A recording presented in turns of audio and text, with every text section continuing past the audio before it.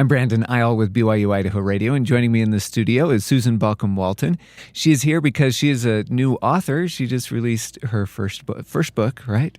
Yes. First, I co-authored a college textbook many years ago, but this has been a completely different experience. She also used to teach here at BYU-Idaho in the communication department, teaching public relations.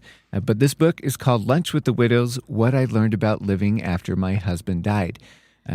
This book, I read through it. It's a quick read, but so much good advice, and not just for people who are the widows themselves, but for their family members and friends.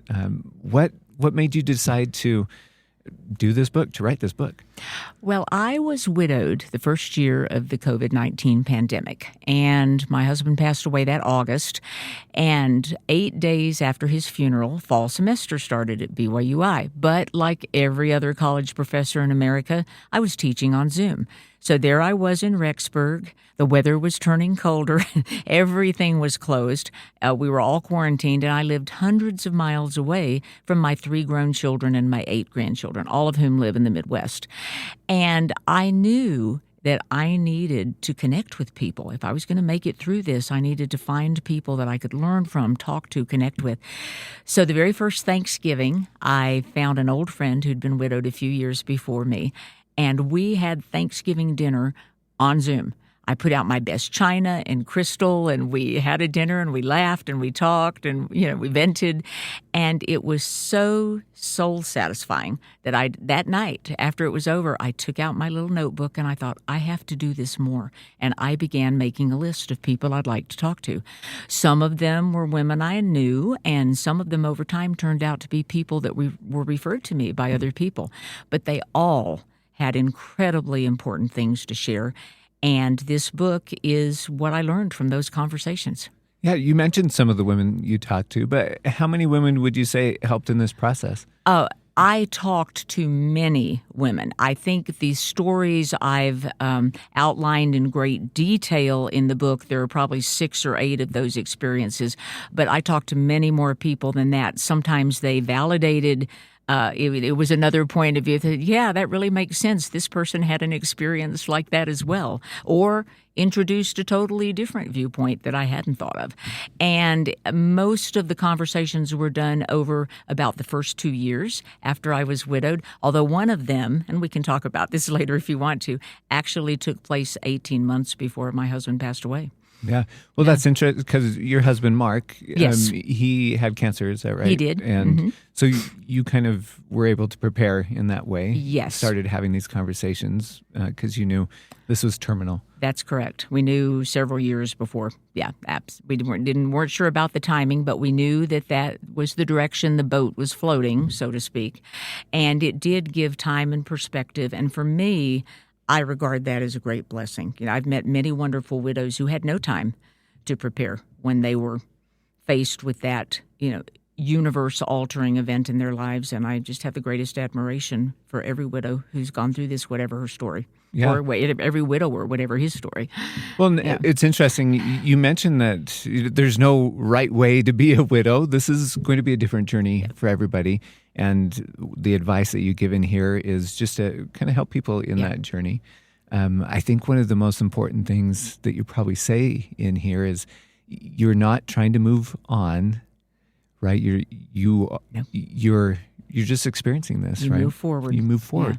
Yeah. Can you tell me about that advice? Yeah. The analogy I think of when I think of that is coming to a huge, messy car accident in the middle of the road. And police officers are there, and they're waving you around this accident. Nothing to see here. Move along, move along. And, we want to get past that, and you look at it, and it's terrible, but then you keep going and you drive away. For some reason, I think sometimes, at least when I started out, I wondered how my grief journey would be, and I learned really quickly that losing a spouse in any way that you do that is not something that you can drive away from. The thought that we could leave something like that in the middle of the road and move on is quite simply unthinkable. So what do? You are standing there among the shards of your grief, and you do the only thing you can. You pick them up, and you carry them with you. And you don't move on. you move forward. Yeah. And that's going to be different for everybody, how Yes. they move forward. And for you, you found some different ways. Can you talk about some of the things that you've done? Yes, I had so much wonderful advice from the widows. One thing that people advised me to do was really think about how I wanted to fill my time. In the early days of singlehood, there are lots of things to do, but eventually over time, especially if you've been caring for someone, you find that you have more time.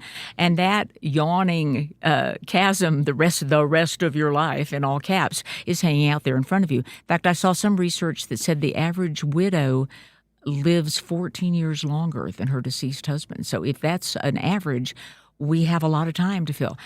One of the widows, for example, said, think about doing some new things. You may find that your tastes and interests have changed since you're ready. When you go from we to me, that changes.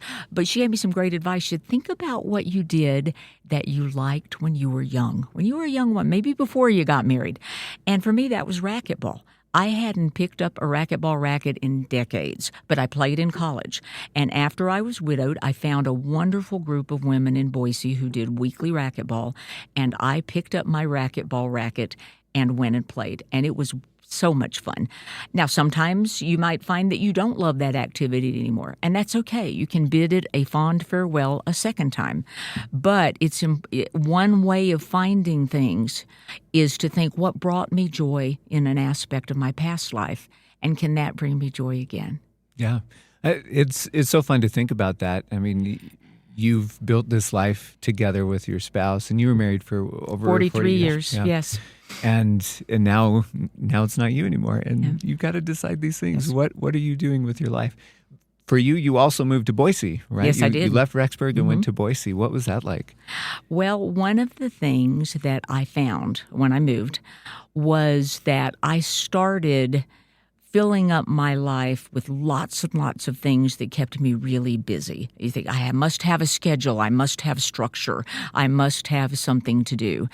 And learning to come down from what I call the fortress of busyness. There's a whole chapter about that, about how we surround ourselves with busyness as a sort of isolation or protection technique. And it can be hard to come down. And I compare that to a medieval castle.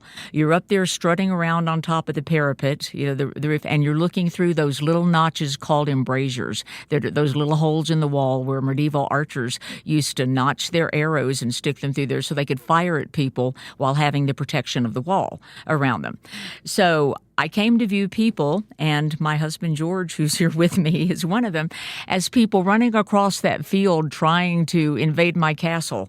And if I just found I was starting to push people away. I'd see them coming across the field, I'd cock that arrow, I'd shoot it, and I'd try to take them out. And if they were still coming, I'd try to take them out again. And we do that not with real arrows, of course, but with busyness, with misunderstanding, with pushing people away. Sometimes perhaps we're offended or hurt by something, but we can, I know that I did construct reasons to do that. It took a frank conversation with a dear friend, and I asked her this point blank, have I become that kind of person that's so structured and so rigid? I get angry at people and try to fire arrows at them just because they're trying to help me enjoy myself. And she's thought about it, and she said, I love you, but yeah, you really have. And it was time to make some changes. So George had invited me to our very first date.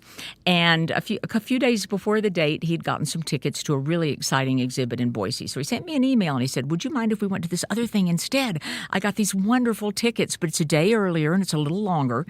And instead of being pleased, I proceeded to give him a lecture on how rude it was to call someone and change a date when you don't even know them, and how did he even know that was convenient for me? I had a new puppy and another dog, and I was trying to crate train them. I said, look, I can only be gone 2.5 hours. This isn't going to work for me. And I think looking back, that was my way of firing one of the arrows. I figured he would just get up and go away, run off the field. But dang it, when the air cleared, I peeked through the embrasure and he was still coming across the field. George did not go away. He did not go away. He sent a lovely note back saying we could do whatever I wanted. And then I was like, dang, now it's in my court. And I realized, I spent a whole night thinking about this, realizing I was giving that dog crate a lot of power over my life and that I needed to change. Yeah. And that was the beginning of it. Yes, I got a dog door, trained my dogs. Could be gone for 4 or 6 hours after that, and it was just life-changing, to realize that I had time to connect with people and do some of the things I wanted to do. Yeah. Well, what a great piece of advice, that connection with people and not forgetting that you do still need people. And Yes. you talk about solitude, the importance of that as Yes. well, but not closing yourself off. Right. Structure versus stricture. Yeah, you talk about so many good things. But it's, I think also important is the advice to the loved ones, how to approach somebody and not taking things so personal when they say, no, I'm not ready for something, but also to gently say, hey, do you want to do this thing? And not forget to keep inviting. Right. One of the most important things that I learned from the widows I spoke with, I deliberately went after widows who were in the 5 to 7 year range because I knew they'd be able to talk with me about the early days of widowhood, but I also knew that I could model by watching them how life would unfold, that I'd even just have a role model that life could unfold. I mean, I've been widowed 6 years now, almost.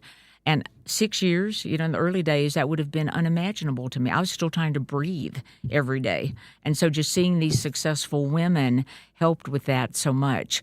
And so I talked to women who had a lot of longer-term advice. And one of the most important things they said to me was, be tolerant of people who don't know what to say to you. They may stumble a little and fumble a little.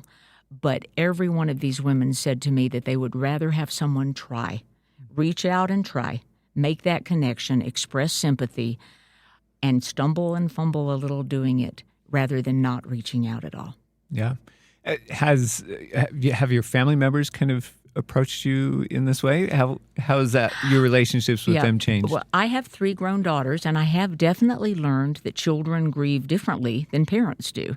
In the early days after my husband's passing, it was really important to my daughters, for example, to have stories about him, to have memorials, to share and learn more about and know more about what he'd done and the impact that he'd had on people. I knew that because I'd lived with him for 43 years, but one of the first things I did, and this will be different for everybody, I made a book for my children of the notes and cards and posts on social media that people had sent to us just for my 3 daughters. I only made 3 copies and shared that with them, and it was very meaningful to them. They needed that in a way that I didn't at that point in time. Yeah. Well, and you also talk about connection, how you connect with Mark still today. Yes. And one of the ways was the Pull a Mark Day, a day kind of service and gratitude and being kind. And at first you say that it was a big thing. You invited everybody. Right. There was a podcast in New York City that dealt with it. It was amazing. But you've kind of scaled that back in the years since. And why is that? I think that those of us who were grieving, a fundamental truth and another that I learned from the widows, and I think this is good advice for family members, that the time trajectory of grief changes. And for people who are close to the person who's gone, it changes more slowly. But for others, and this is normal and natural, they're going to work through that. And what we decided about Pull a Mark Day was we'd involved so many people, and it was so wonderful, but we also wanted to give them a chance to honor and do great things for other people as well. And that really it was our family's torch to carry, the memory of Mark and what he meant to people, and the meaning that came out of offering service for a day was especially important to our children and grandchildren. And since that was the group it was the most meaningful to, we decided that's the group that we'd continue with. But none of that in any way negates the fact that for 5 years we did make it a social media event, and we had so many wonderful people who participated and shared stories about what they'd done, and it was great. We're grateful to all of them. Yeah. Now, we mentioned this earlier, but you are married again. I am. George is here with us.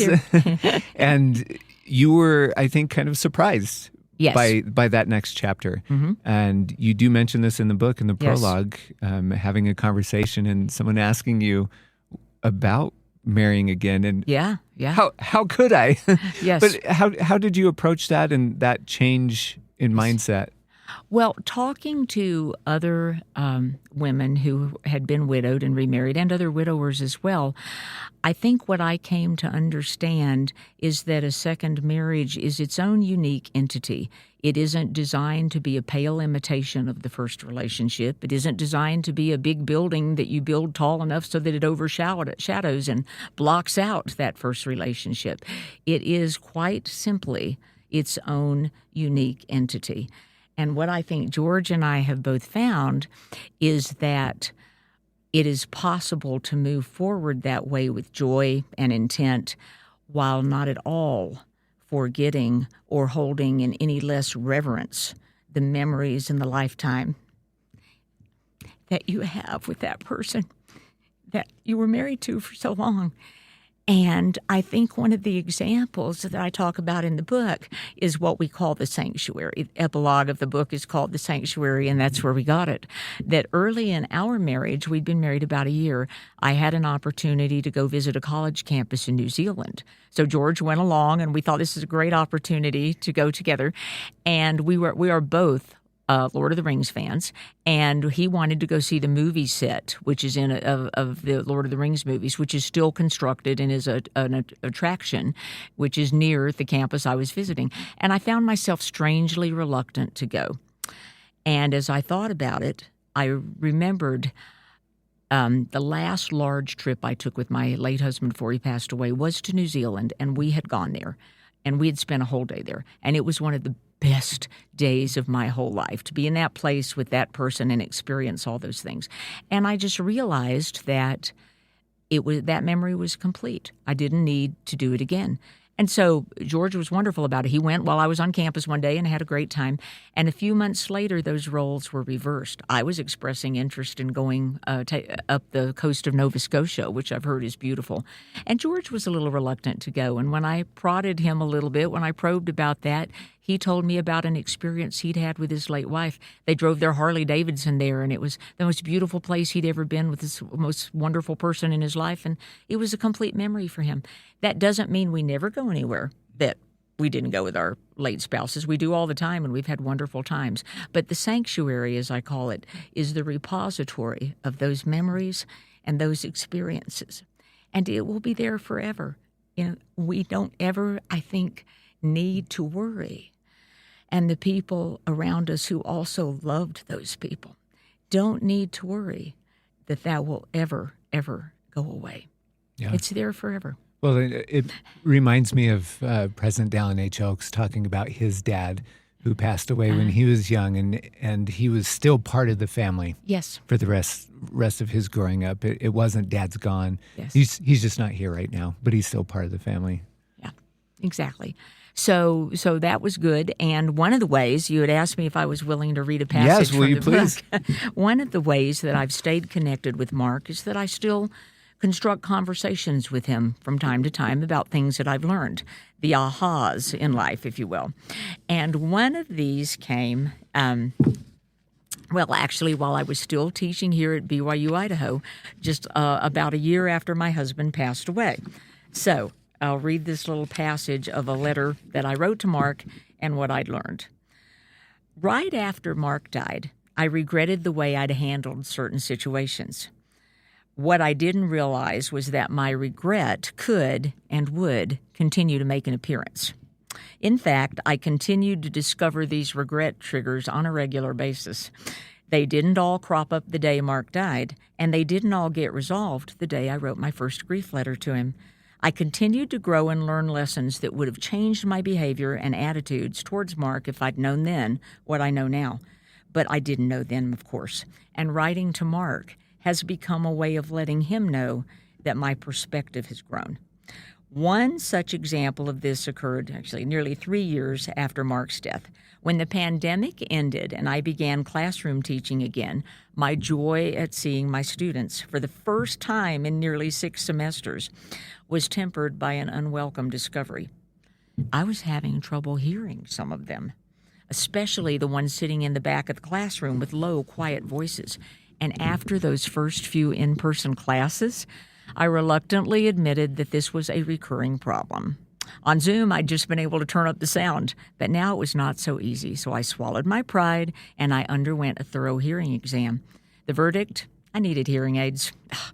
You'd think I'd have been good at accepting this, since Mark wore hearing aids for years, and as with everything in his life, he handled this with grace and aplomb. When often rather than just ask people to repeat themselves, he would just smile and nod, even though he hadn't really heard what was being said. I would say in exasperation, "Why did you pretend to hear me when you didn't? It just causes problems later when it turns out you didn't know what was going on." And he would simply smile and shrug and assure me that he'd do better. So here's my regret resolution letter, the 10-minute conversation I would have with him now if I could. I wrote it just a few months after I got my own hearing aids. Mark, I didn't know, and I'm so sorry that I was impatient with you. I didn't understand how it felt. I'd never considered that I would be in your position in life of navigating through it with hearing aids. I never expected to be the person who felt self-conscious asking the voice on the loudspeaker at the drive-thru to repeat itself while 5 cars lined up behind me.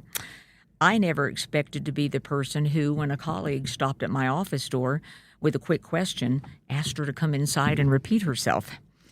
I never expected to be on an international flight like I was last month and have a flight attendant stop by my seat and say rather sharply, "Madam, as I mentioned a few minutes ago, you'll need to stow that laptop for landing."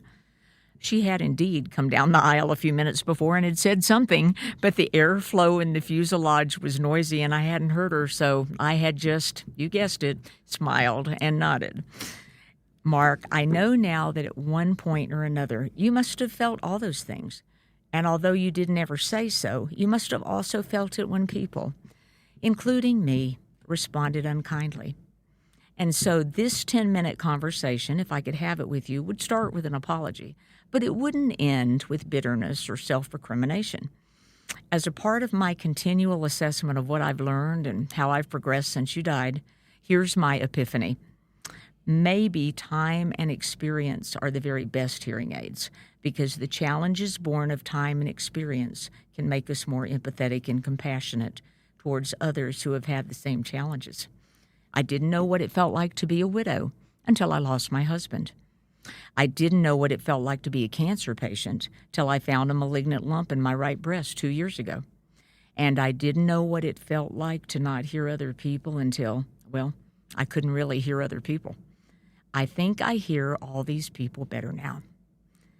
So my revelation for this year and all the years to come is this: perhaps a hearing aid isn't really the best way to hear another person.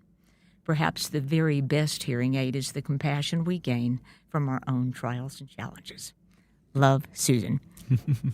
Thank you for sharing that. What a fun way to stay connected and really talk about your growth as a person, as a widow, as just getting understanding your feelings and all these things. That's great. Thank you. The book is Lunch with the Widows: What I Learned About Living After My Husband Died by Susan Balcom Walton. And where's the best place to find this? It can be ordered from Cedar Fort Publishing and Media online, or also through Amazon. Perfect. And if you happen to acquire the book, it has a QR code there that leads you to my author website, and I'd love to connect with you. Okay, perfect. Susan, thank you so much. Thank you. It was a pleasure to be here. Thanks so much.